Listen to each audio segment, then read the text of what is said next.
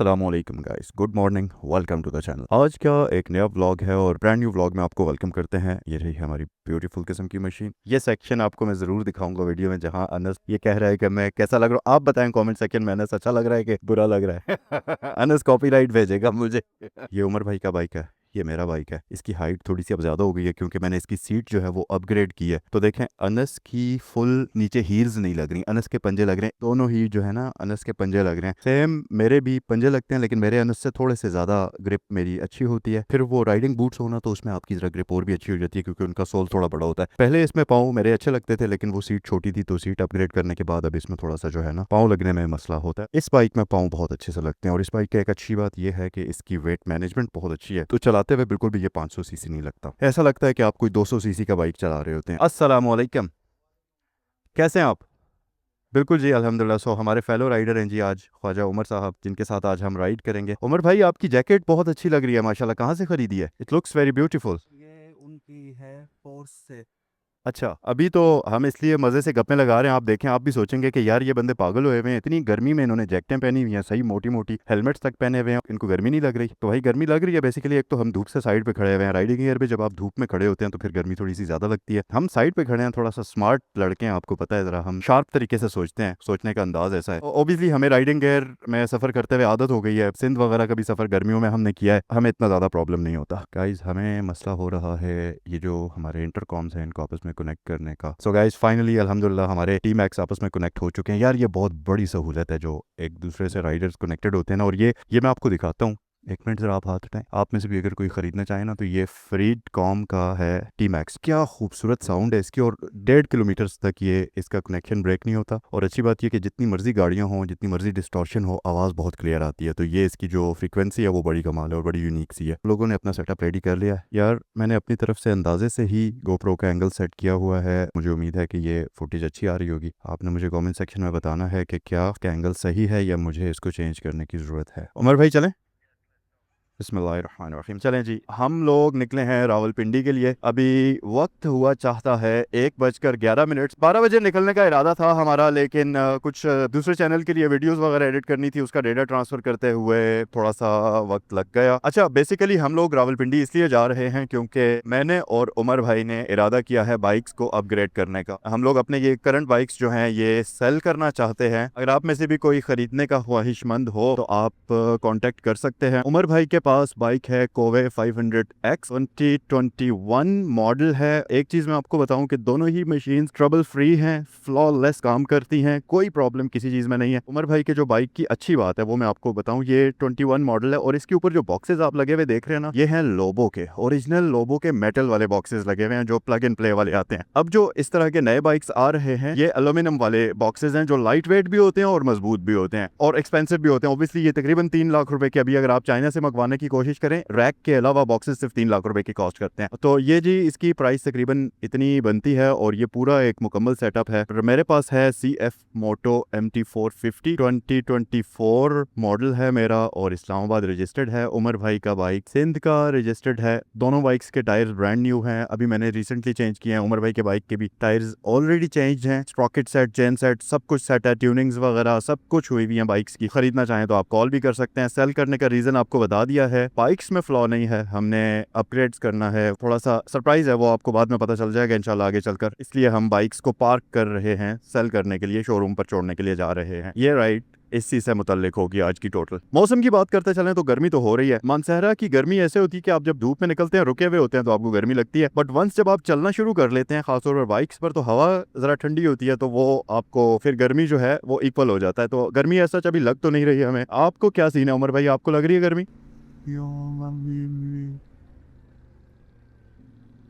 आपने जैकेट का लाइनर लगाया हुआ है कि रिमूव किया है? Very good, okay. उसके बगैर बड़ी लाइट हो जाती है फिर ये। वक्त अभी हो गया है जी 1:14। सनी डे है और अच्छा मौसम है, ट्रैफिक वगैरह बहुत ज्यादा नहीं है। मानसहरा शहर में ट्रैफिक वैसे होती भी नहीं है आजकल, तो मेरे ख्याल से छुट्टियां चल रही हैं। उमर भाई, छुट्टियां खत्म हुई हैं बच्चों की या अभी चल रही हैं? खत्म हो गई हैं। अच्छा, हम अभी शहर से वैसे बाहर भी आ गए हैं, वरना ये टाइम थोड़ा सा स्कूल्स वाला होता है। यहाँ पर वैसे भी रश नहीं होती। अच्छी बात है जी, अल्हम्दुलिल्लाह रश नहीं मिलेगा हमें। एबटाबाद में थोड़ा सा मसला हो सकता है, वहाँ रश हो तो हो, कहा नहीं जा सकता। ये है जनाब एबटाबाद और इस वक्त हम गुजर रहे हैं एबटाबाद की मेन शाहरा से। हरीपुर यहाँ से 42 किलोमीटर दूर है। अब आहिस्ता आहिस्ता गर्मी जो है वो बढ़ना शुरू हो चुकी है, क्योंकि यहाँ ट्रैफिक भी थोड़ी सी ज़्यादा है, तो वो इंजन भी हीट अप हो रहा है, वो हीट भी लग रही है, ऊपर से भी गर्मी है। और आप में से जितने भी ज़्यादातर टूरिस्ट लोग हैं जो बाहर से आते हैं या जो यहाँ के मकामी भी हैं, वो सब लोग इस एरिया को यहाँ की मशहूर ट्रैफिक की वजह से जानते होंगे। कुछ ही देर के बाद आएगा जी मिसाइल चौक, जो कि एबटाबाद का मशहूर ज़माना चौक है। वो अलग बात है कि अब वहाँ पर मिसाइल नहीं है। ये है जी एबटाबाद की मज़ेदार किस्म की ट्रैफिक। रश को पार करते हुए अब हम हवेलियाँ पहुँच चुके हैं। 1 घंटा लगा है हमें, और नसीब अच्छे थे, रश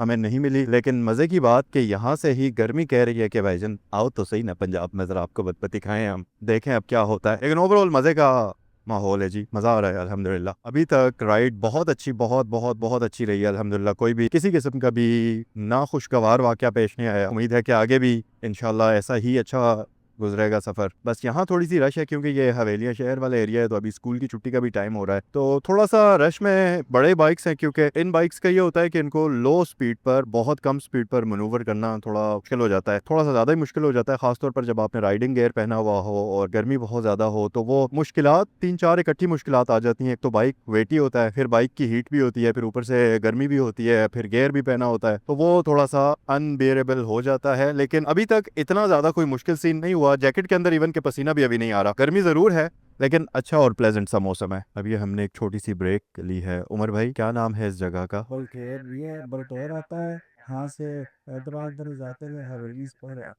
ओके, हरीपुर से अभी हम पहले हैं, सराय साले से पहले हैं। सो गाइस, अभी एक छोटी सी शॉर्ट सी ब्रेक है, जिसमें रिफ्रेशमेंट, नमाज, वो सब कुछ होगा। तो चलें जल्दी से नमाज पढ़ते हैं और फिर निकलते हैं। Let's go. सो गाइस, अभी हमने नमाज वगैरह पढ़ ली है और अब हम जा रहे हैं सराय साले के पास से। ये सोचा है कि हरीपुर शहर के अंदर से हम नहीं जाते, एक बड़ा खूबसूरत हरीपुर का बाईपास बना हुआ है, वहां से हम जाएंगे। ये बल्कि उसका रास्ता आ ही गया है, ये रहा जी हरीपुर बाईपास का रास्ता। और हाँ, यहाँ से एग्जैक्टली हम फर्स्ट टाइम जाएंगे। ये सामने शहर की तरफ रास्ता जाता है और ये हम मुड़ गए हरीपुर बाईपास की तरफ। लेकिन ये एक चीज है इस रोड की कि ये थोड़ा सा डेंजरस है। जैसे वो आप अगर जाए ना मानसेरा वाली साइड एक्सप्रेसवे पे, तो वहाँ रोड तो बहुत खुला है, लेकिन एक ही रोड के ऊपर सामने से भी ट्रैफिक आती है और यहाँ से भी जाती है, तो वो थोड़ा सा ज्यादा डेंजरस हो जाता है। उसमें ओवरटेक करते हुए जरा खतरनाक हो जाता है काम, क्योंकि दो अलग अलग रोड्स नहीं है।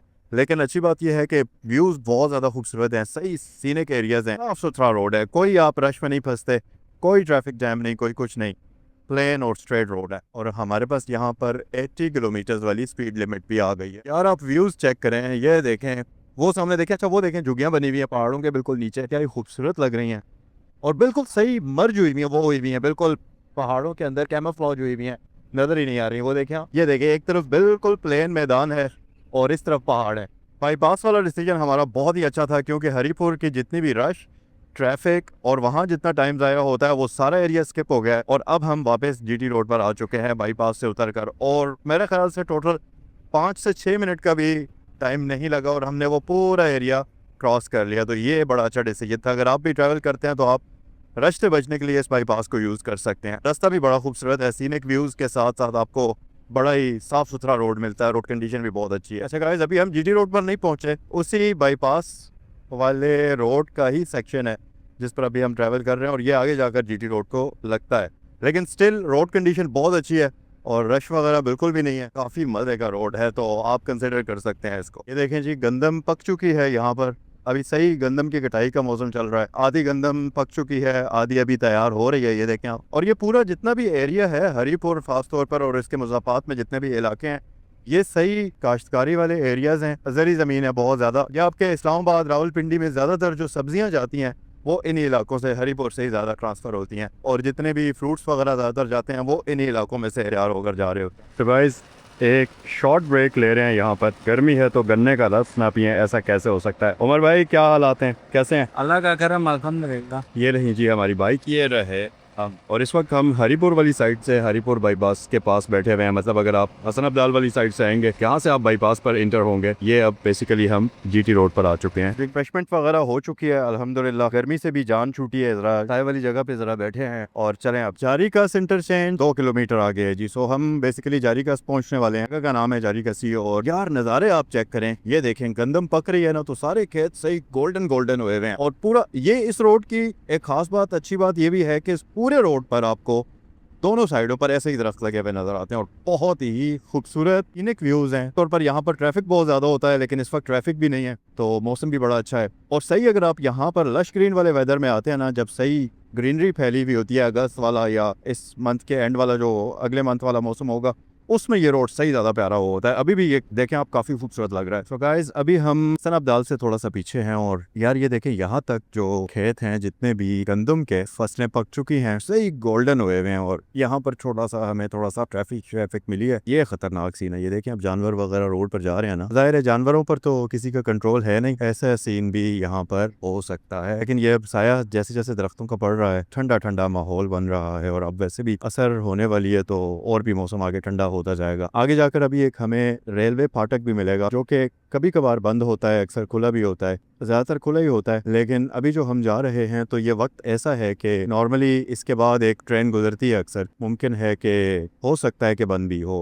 मतलब चांस वाली बात है, ऐसा भी हो सकता है। फाटक खुला हुआ है और ट्रेन अभी नहीं गुजर रही और अल्हम्दुलिल्लाह हम खैरियत से यहाँ से गुजर चुके हैं। ख्वाज साहब का एस्टिमेट ही निकला कि यहाँ पर नॉर्मली ये फाटक खुला ही होता है और अल्हम्दुलिल्लाह हमें खुला ही मिला। सो गाइस, अभी हम जा रहे हैं मारगला एवेन्यू से। इस रोड के बारे में ख़ास बात यह है कि ये रोड प्लास्टिक की बॉटल्स से बनाया गया है और ज़रा आप ये व्यूज़ चेक करें, माशाल्लाह।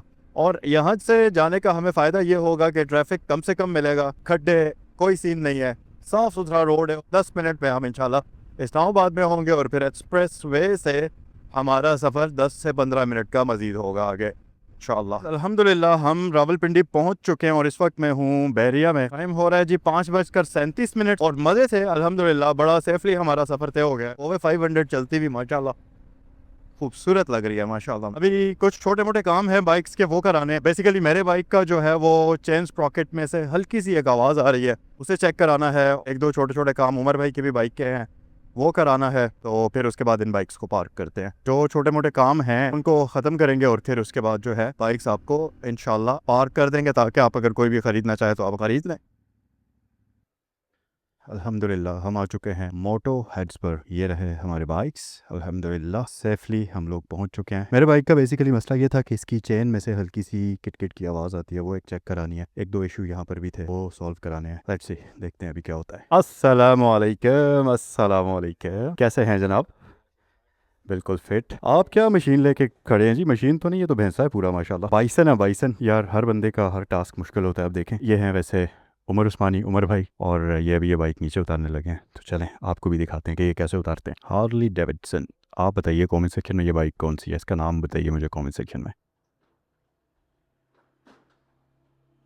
लो जी, तो गाइस अभी हमारी बाइक जा रही है रिपेयर होने के लिए, और जहाँ से अभी हार्ले उतरा था ये अभी वहाँ जाएगी। इसका जो चेन की आवाज़ हल्की सी है, उसका का जो भी करना है वो किया जाएगा। सो जी, उमर भाई अभी स्टार्ट कर चुके हैं।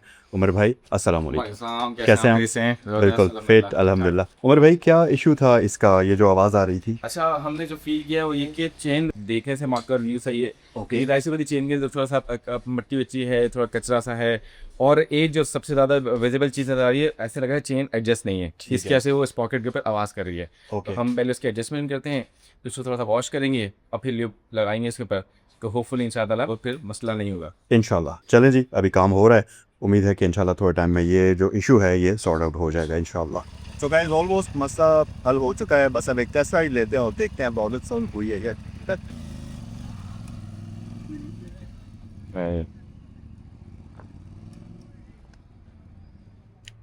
टेस्ट राइड हो चुकी है और आवाज़ फिर से अभी भी आ रही है।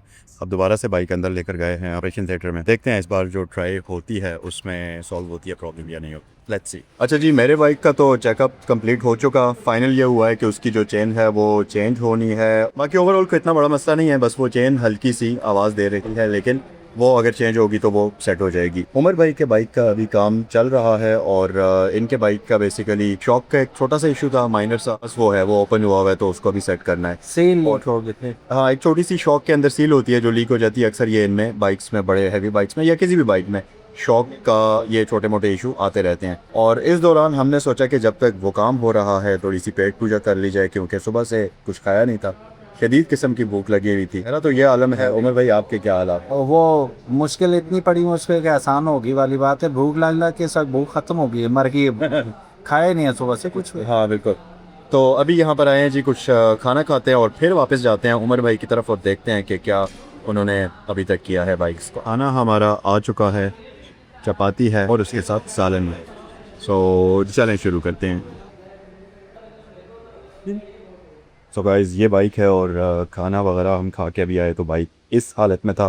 बेसिकली इसके शॉक का एक छोटा सा प्रॉब्लम था, अब वो सॉल्व होगा लेकिन वो कल होगा। कुछ जो इसकी शॉक की चीज़ें हैं वो यहाँ अवेलेबल नहीं है, सुबह मार्केट से आएंगी, इंस्टॉलेशन होगी और बाइक रेडी कल के दिन में होगा। अभी के लिए ये सीन है। मेरे बाइक का जो प्रॉब्लम है वो ही सॉल्व नहीं हुआ। उसमें ये था कि उसकी जो चेन है वो चेंज होनी है, लेकिन वो भी अभी अवेलेबल नहीं है, वो भी कुछ दिनों में आएगी। दोनों के बाइक्स जो हैं वो अभी यहाँ पर पेंडिंग है। इतना सा रोला था, ये मसला है। ठीक है, ये इनके पास मौजूद नहीं है, अब ये कल आएगी इंशाल्लाह। अब ये सील दिखने में ठीक लग रही है। मैंने इनसे पूछा खराबी कहाँ से होती है, उन्होंने कहा ये फ्रॉम द इनसाइड ये जो है हार्ड हो जाती है, जिसकी वजह से वो ऑयल लीक होना शुरू हो जाता है, कोई ना कोई गैप बन जाता है, उसकी वजह से लीक होना शुरू हो जाता है। ये फ्रॉम इनसाइड है। मेरे लिए पहली दफा 1 to 5 में एक दफा हुआ था हमारे साथ और अब ये दूसरी दफा है बेसिकली इस बाइक को पहली दफा। बाकी सब कुछ हमने चेक करवाया, एवरीथिंग इज गुड। लेकिन अब क्योंकि हम सेल कर रहे हैं, फिर वही मॉरल रिस्पॉन्सिबिलिटी वाली बात आती है कि हम चाहते हैं कि जिसके हाथ में जाए दुआ दे गाली ना दे, दैट इज अ थिंग। और सेम केस जैन करती है। सो जनाब यहाँ पर आज का हम ब्लॉग अपना खत्म करते हैं। उम्मीद है कि ये ब्लॉग आपको पसंद आया होगा। पूरे दिन की जर्नी, वो जो कुछ हमने आज सारा दिन किया वो सारा डॉक्यूमेंट किया। उम्मीद है कि आपको अच्छा लगा होगा। यहाँ पर आज की वीडियो को हम क्लोज करते हैं इस खूबसूरत से बाइक के साथ। जैन वैसे आपको कैसा लगा? अच्छा बाइक है जी, मैं कैसे इसकी बुराई कर सकता हूँ। बहुत खूबसूरत बाइक है, एक बड़ी हैवी सी मशीन है। मैं अपने लिए अगर जाती तौर पे बात करूँ तो मुझे नहीं अच्छा लगा अपने लिए, क्योंकि मैं तो टेस्ट ही नहीं है। टेस्ट नहीं है हमारा। यार आपको एक मजे की चीज बताता हूँ, ये जरा आप चेक करें। अब आप गेस करें कि इस बाइक का इंजन साइज क्या होगा। आप कहेंगे कि यार क्या ही हो सकता है, मतलब ज्यादा से ज्यादा 500 सीसी होगा। 500 ना हुआ तो 600 हो जाएगा, 600 ना हुआ तो 700 हो जाएगा, 700 ना हुआ तो 800 तो हो गई होगा ना भाईजान। 2000 सीसी का ये बाइक है और इसका वजन पता है कितना है? 350 किलो की ये मशीन है। तो ये चीज़ है जी। बहरहाल जिनको ये पसंद है वो कभी भी इनकी बुराई सुनना पसंद नहीं करेंगे। ऑब्वियसली हम भी कभी भी इनकी बुराई नहीं करेंगे, क्योंकि मशीन्स ही खूबसूरत हैं। अपने अपने टेस्ट की बात है, हमारा टेस्ट ऐसा नहीं है। ये था आज का ब्लॉग। उम्मीद है कि आपको अच्छा लगा होगा। नेक्स्ट ब्लॉग में आपसे मिलते हैं। अस्सलाम वालेकुम।